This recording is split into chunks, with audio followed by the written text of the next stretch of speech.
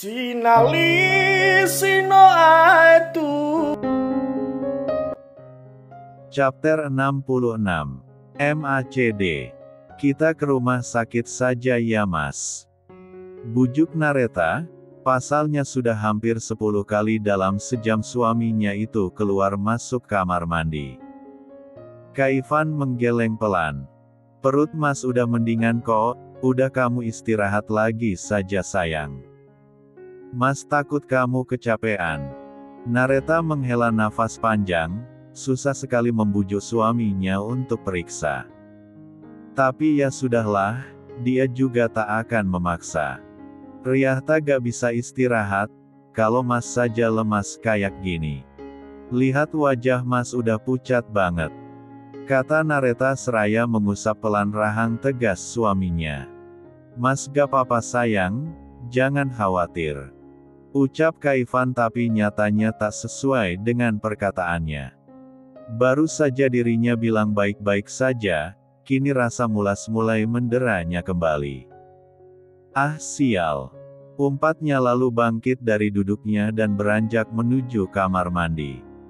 Nareta yang melihat itu menjadi tidak tega, jujur saja ia menyesal karena ngidamnya semalam membuat suaminya itu sekarang kesakitan. Bibi. Panggil Nareta, ya nyonya.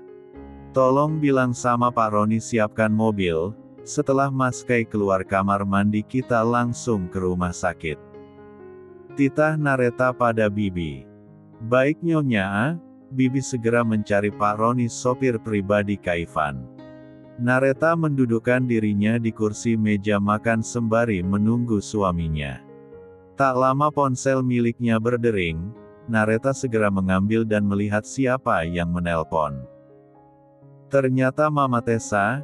Nareta langsung menggeser tombol hijau ke atas. Halo Ma. Sapa Nareta. Red. Gala nangis terus. Kayaknya kangen sama kalian deh. Kata Mama Tessa. Aduh. Nanti Riyahta jemput Gala deh mas sehabis nganterin Mas Kai ke rumah sakit.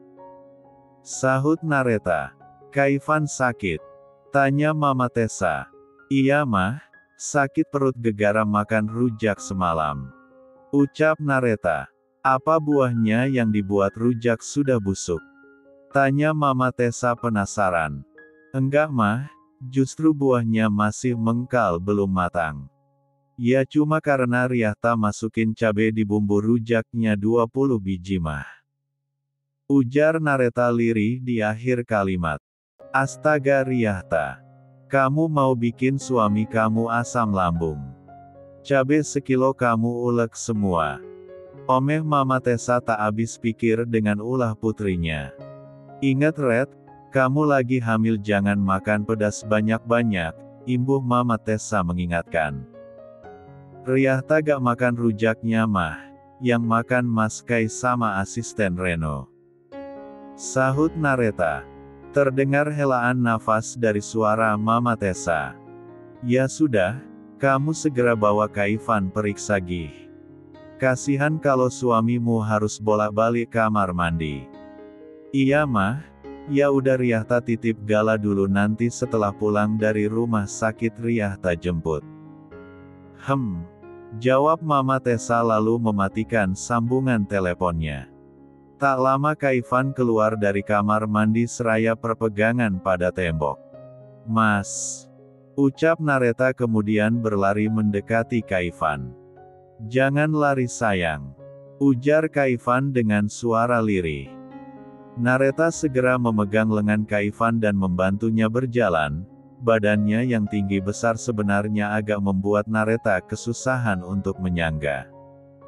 Kita ke rumah sakit sekarang saja mas, kamu udah gak ada tenaga loh ini. Kata Nareta lalu memanggil Pak Roni untuk membantunya membawa Kak Ivan. Kak Ivan diam saja menurut, karena melawan pun percuma tenaga dia sudah terkuras abis di kamar mandi tadi. Pak Roni segera menjalankan mobilnya menuju rumah sakit milik keluarga Winata. Tak butuh waktu lama, mobil sudah masuk ke area parkir rumah sakit. Nareta meminta kursi roda pada perawat karena tak mungkin dirinya memapah Kaivan sampai di depan ruang pemeriksaan. Perawat mendorong kursi roda Kaivan hingga sampai di ruang praktek Dr. Gavril. Semua staf, perawat bahkan dokter yang bekerja di rumah sakit Winata sudah mengenal dan tahu jika Dr. Gavril adalah dokter pribadi keluarga Winata. Jadi jika ada salah satu keluarga Winata yang sakit semuanya langsung dirujukkan ke ruangan Dr. Gavril. Ceklek. Nareta membantu perawat membukakan pintu ruangan Dr. Gavril. Di sana Dr. Gavril sedang memeriksa seseorang. Astaga, apa tidak bisa menunggu sampai aku selesai memeriksa pasien?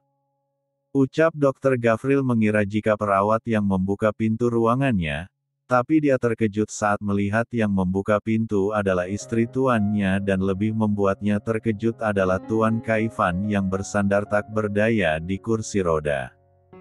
Apa yang terjadi? Tanya Dr. Gavril lalu berjalan menghampiri Kaivan. Dokter, selesaikan dulu periksa pasiennya, kata Nareta saat melihat Dr. Gavril meninggalkan pasien yang berbaring di atas ranjang. Ah ya, sebentar. Dr. Gavril berbalik badan dan kembali memeriksa pasiennya. Setelah itu ia segera menuliskan resep obat dan meminta perawat untuk mengurus sisanya. Kini Dr. Gavril meminta Kaivan untuk berbaring di atas ranjang untuk ia periksa. Apa yang terjadi dengan Tuan Kaivan, Nyonya? Tanya Dr. Gavril pada Nareta seraya memeriksa keadaan Kaivan. Perutnya mulas dok gara-gara rujak. Jawab Nareta. Oh, ini seperti yang dialami asisten Reno, tadi dia datang kemari dan memeriksakan diri. Keluhannya sama seperti yang dialami Tuan Kaivan. Ucap dokter menjelaskan. Apa sakit perutnya sudah parah dok? Tanya Nareta cemas. Tidak terlalu, hanya saja mungkin perutnya terasa panas seperti terbakar karena memakan rujak yang pedasnya level 50. Kata Dr. Gavril sedikit bercanda. Nareta menghela nafas pelan, dia menyesali perbuatannya tadi malam. Dr. Gavril yang melihat wanita hamil di hadapannya ini menjadi tidak tega karena wajah sendunya terlihat begitu menyesal. Anda tidak perlu khawatir Nyonya, Tuan hanya perlu dirawat 2 hari di sini. Dan saya akan memasangkan infus agar Tuan Kaivan tak banyak kehilangan cairan. Ucap. Nareta mengangguk saja, menurutnya apapun yang Dr. Gavril katakan itu demi kesembuhan sang suami akan ia lakukan. Dr. Gavril segera menyuntikkan jarum di punggung tangan kekar Kaivan lalu memasangkan selang infus. Nyonya, biar Tuan Kaivan dirawat di sini dulu bersama asisten Reno. Kata Dr. Gavril. Asisten Reno. Dia juga dirawat dok? Tanya Nareta. Dr. Gavril mengangguk. Di bangsal mana orangnya dirawat dok? Dr. Gavril segera membuka tirai pemisah antar pasien. Dan terlihatlah asisten Reno sedang berbaring di atas ranjang seraya memainkan ponselnya. Ya Tuhan! Pekik Nareta. Dirinya tak menyangka karena ngidamnya semalam nyaris membuat 2 orang sekarat. Hai Nyonya! Sapa asisten Reno seraya melambaikan tangan. Kau juga sakit perut? Tanya Nareta dengan nada polosnya. Sedikit Nyonya, tapi saya tak sampai tumbang seperti Tuan Kaivan. Sindirnya karena melihat Kaivan memejamkan mata padahal tidak tidur. Maafkan saya, karena ngidam saya. Kalian jadi seperti ini. Ucap Nareta sendu. Tak apa Nyonya. Tapi saran saya, Anda tidak cocok jika nanti membuka usaha warung rujak. Karena takutnya banyak korban berjatuhan. Celetuk asisten Reno. Chapter 67. Kondisi Kaivan sudah lebih baik dari pagi tadi, Terbukti setelah mendapatkan perawatan insentif, pria itu kini tak lagi keluar masuk kamar mandi. Saat ini Kak Ivan tengah bersandar di headboard ranjang pasien dan sedang disuapi oleh istrinya. Di balik tirai juga masih ada asisten Reno yang masih dirawat. "Sayang, Mas udah makannya, sekarang gantian kamu," kata Kak Ivan lembut seraya merebut mangkok yang Nareta pegang. "Nanti aja Mas, Riyahta gak selera makan," jawab Nareta. "Kamu harus makan sayang, kasihan anak-anak Mas kelaparan. Atau mau makan apa Nareta menggeleng pelan, entah sedari tadi ia juga menahan sakit di perutnya. Mungkin karena adanya kontraksi palsu yang sering Nareta rasakan, pikirnya. Tapi sakit perutnya kali ini berbeda, seperti kontraksi tapi sakitnya lebih intens. "Sedikit saja ya," bujuk Kak Ivan seraya menyendokkan makanan. "Gak mau Mas," tolak Nareta sembari memegang perutnya dan meringis pelan. Kak Ivan yang melihat itu langsung menaruh mangkuknya dan memegang tangan Nareta. "Kenapa Kontraksi palsu lagi?" tanyanya lembut lalu tangan kekarnya mengusap pelan perut buncit Nareta. Nareta mengangguk tapi keringat sudah keluar membasahi keningnya. "Mas panggilkan dokter ya, sebentar," ucap Kak Ivan lalu memencet tombol di samping ranjang. "Mas, perut Riyahta sakit sepertinya ini bukan kontraksi palsu tapi ini udah waktunya si kembar keluar Mas," ujar Nareta sembari mengatur nafasnya, kemudian ia naik ke atas ranjang dan membenarkan posisi duduknya. Sontak Kak Ivan langsung melompat turun dari ranjang lalu mengangkat kaki Nareta naik. Tanpa sadar Kak Ivan menyikap dress yang dikenakan istrinya dan membantu. "Ya Tuhan, kepalanya udah kelihatan ini," pekik Kak Ivan syok seraya memegang kepalanya bingung. Nareta yang sudah tidak tahan pun akhirnya mengejan karena merasa ada dorongan dari dalam perutnya. "Ark!" teriak Nareta seraya mengatur nafasnya. Tak lama Dokter Gavril datang dan melihat Kak Ivan mondar-mandir di samping ranjang. "Ada apa ini?" tanya Dokter Gavril. "Astaga Nyonya, Anda mau melahirkan? Sebentar saya panggilkan dokter kandungan dulu," kata Dokter Gavril lalu berbalik badan, tapi Kak Ivan langsung menarik kerah kemeja Dokter Gavril. "Tak ada waktu, anak-anakku keburu lahir. Cepat kau saja yang tangani, kau kan juga dokter," teriak Kak Ivan kemudian mendorong Dokter Gavril agar segera menangani istrinya. "Tapi Tuan, saya dokter penyakit dalam," kilah Dokter Gavril. "Jangan banyak bicara, cepat tangani istriku. Lihatlah kepala anakku sudah keluar," ucap Kak Ivan ngilu melihat kepala bayi yang keluar dari dalam inti istrinya. Dokter Gavril mendesah nafas panjang. Kemudian ia membantu Nareta melahirkan. Melihat dress Nareta belum tersikap sempurna, ia pun berinisiatif untuk mengangkatnya lebih atas agar memudahkan bayi Nareta keluar. Mau apa kau?" sentak Kak Ivan saat melihat Dokter Gavril hendak menyikap lagi dress Nareta. "Dress Nyonya mengganggu jalan keluar bayi Anda Tuan," ucap Dokter Gavril menjelaskan. "Biar aku saja, kau berdiri di sini," titah Kak Ivan lalu bertukar posisi dengan Dokter Gavril. "Tapi Anda bukan dokter Tuan," sela Dokter Gavril merasa was-was jika Kak Ivan yang bukan ahlinya menangani hal seperti ini. "Diamlah. Aku tak mengizinkan siapapun melihat tubuh istriku," ujarnya tegas setelah itu ia menyikap lebih atas dress Nareta. Alangkah terkejutnya dia saat tangannya sudah berhasil menyikap dress istrinya tiba-tiba bayi laki-laki meluncur keluar dari Nareta. "Tuhanku!" pekiknya terkejut. Dokter Gavril segera mengambil alih tindakan itu karena Kak Ivan malah diam melamun. Dokter Gavril segera menyerahkan bayi laki-laki itu pada perawat agar segera ditangani. Di sana Nareta masih mengatur nafas dan tak lama ia kembali mengejan saat merasa ada dorongan kembali dari perutnya. "Ak! Sekali lagi Nyonya. Rambutnya sudah terlihat," kata Dokter Gavril. Nareta segera menarik nafas dan kembali mengejan. "Ark!" Hanya dengan sekali mengejan bayi kedua berjenis kelamin perempuan langsung keluar. Dokter Gavril bernafas lega, kemudian ia segera memanggil dokter kandungan. Agar Nareta dan bayi-bayi segera mendapatkan penanganan.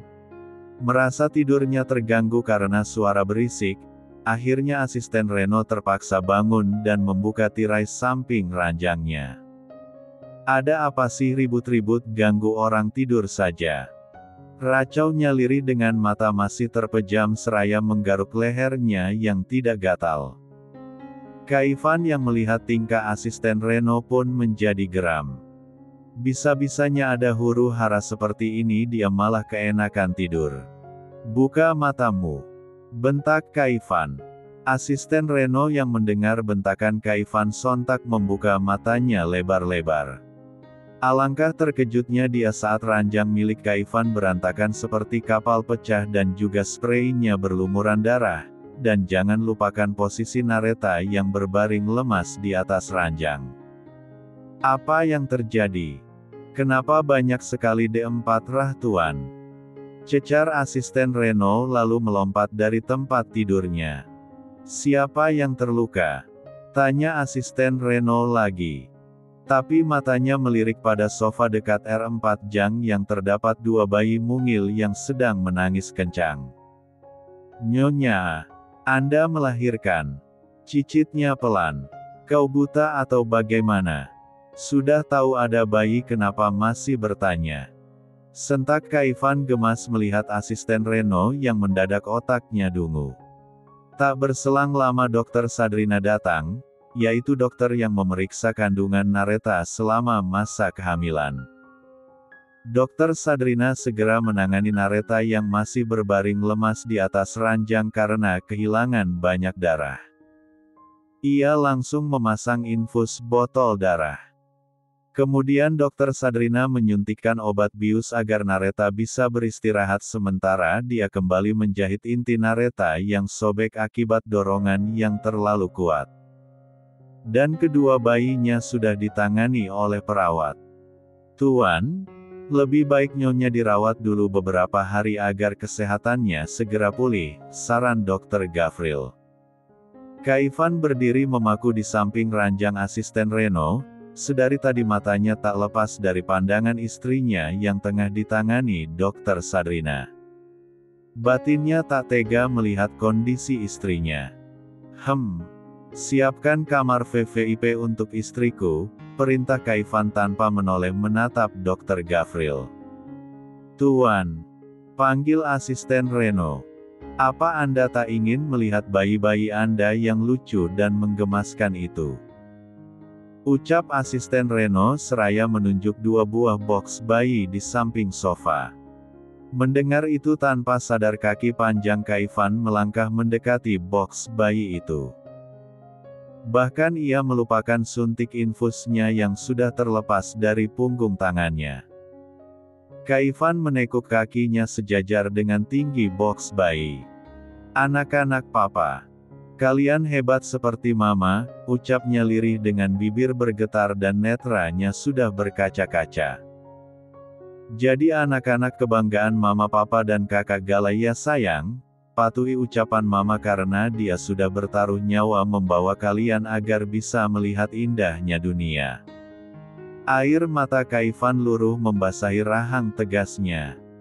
Jujur, dirinya lemah jika dihadapkan dengan keadaan seperti ini.